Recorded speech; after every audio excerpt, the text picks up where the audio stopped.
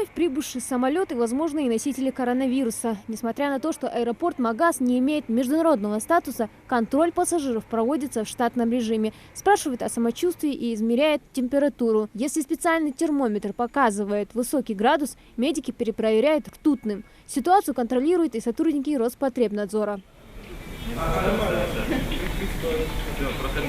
У Хавы Албагачиевой отметка прибора не превышает 36 градусов. Как признается женщина, в Москву она ездила из-за проблем со зрением. Кроме больницы никуда не выходила и никаких лишних контактов не имела. На неделю всего лишь уехала. И если бы не такое, я бы вообще не поехала бы. Очень, конечно, я как могла предохранялась. И антисептики у меня, и салфетки, и спирт, там, все вот эти вот двойные перчатки у меня, и такие, маска тоже. Что могла, сделала. Надеюсь, что ничего. Не прикасалась ни к чему. Там в городе не выходила лишний раз никуда, в Москве тоже. И сейчас тоже буду очень сильно на карантине, посижу недели 3. Все на улице продезинфицирую, только потом в дом зайду. После санитарного лечения приехала Эшет Цичоева, женщине 63 года. Но тот факт, что вирус представляет особую опасность для пожилых людей, уже имеющих различные заболевания, и надо бы изолироваться, ее не пугает. Она уверена, если соблюдать правила гигиены и безопасности, никаких проблем быть не должно. Надо предостерегаться, маски носить, руки мыть, то, что нам говорят. Гигиена и такие простые меры безопасности в виде масок и перчаток действительно могут помочь, говорят сотрудники Роспотребнадзора. Но только если вы, прислушавшись к призыву властей и медиков, не выходите лишний раз из дома. Поэтому разносчикам смертельной инфекции, которые приехали из других стран, лучше изолироваться. Одно из коварных свойств этой болезни то, что она протекает бессимптомно. Медики все об этом кричат, все об этом говорят. Бессимптомно, без температуры, без ничего. А в этот период времени вы можете быть носителем.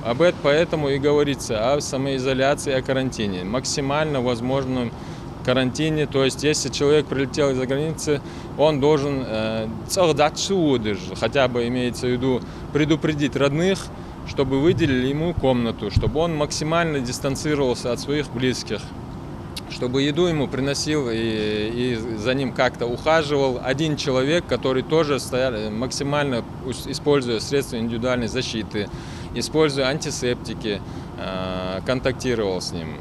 На сегодняшний день в обслуживании пассажиров находятся 2 самолета аэропорта Магаз. На этой неделе они должны совершить 10 рейсов, намеченных плановым расписанием. Их взлет и посадка проводятся с соблюдением всех эпидемиологических норм и правил. После проверки вновь прибывших пассажиров зал приема багажа подлежит тщательной обработке поверхностей дезинфицирующим средством. Контроль ведется и за теми, кто только собирается выехать за пределы республики. О всех мерах профилактики руководство аэропорта докладывает на сегодняшнем расширенном совещании регионального Минтранса. Помимо безопасности на воздушном транспорте, здесь обсуждают и вопрос передвижения маршрутного такси и автобусов.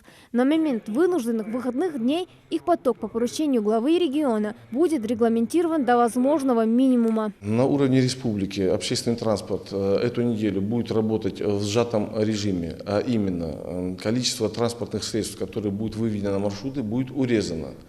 Время работы общественного транспорта тоже будет регламентировано определенным графиком. Необходимо это сделать для того, чтобы у предприятий было время для проведения санитарной обработки общественного транспорта. Санитарная обработка транспорта проводится 2 раза в день, прежде чем выехать на рейс и в перерывах между ними. Осман Цицкиев как раз заехал в гараж после очередной такой поездки. Правда говоря, поток людей уменьшилось.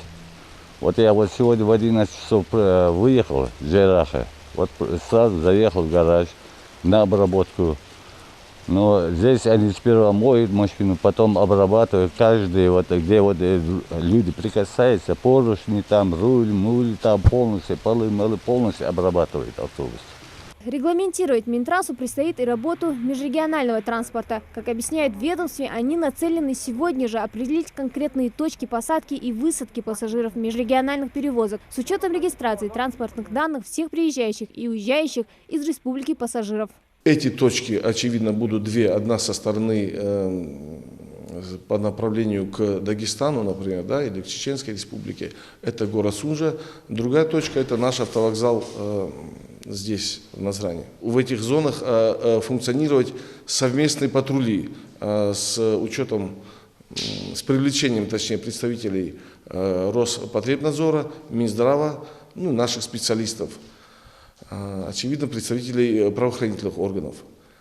Повторяю еще раз, необходим внутренний самоконтроль. Каждому жителю Республики Ингушетия обращаюсь.